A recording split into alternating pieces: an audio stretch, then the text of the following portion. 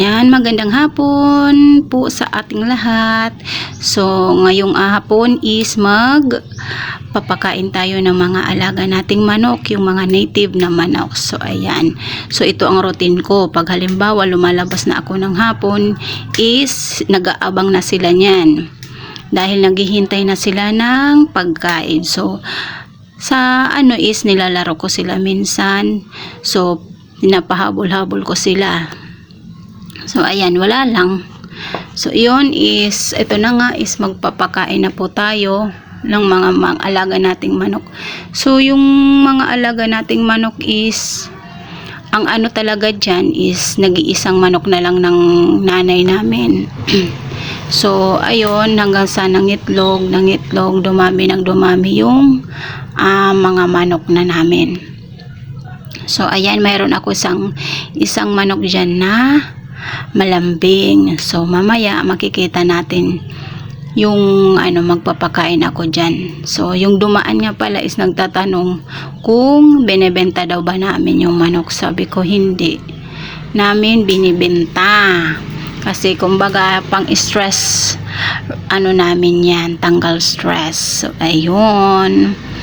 So, ayan, dahil alas 4 na is magpapakain na tayo dyan ng manok. Katapos nun is magluluto na tayo para sa hapunan. So, ayan. So, ayan, ito yung sinasabi ko na malambing. So, ayan, yung nanay niyan is bulag yung kabilang mata. So, nangingitlog na rin. So, ayan. So, ganyan ko siya pag pinapakain. Minsan, kinukuha ko. Ayan, ganyan. Tapos, pinapaano ko siya kasi inaaway siya dyan eh. Kaya, ganyan ang ginagawa ko. So, ayun na nga. Ang way ng aking pagpapakain ng manok. Madali lang. So, ito na nga.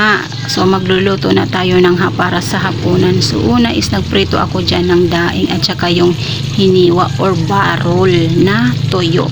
So, ayan. Yung ulam namin. Ipapartner sa gulay. Yan.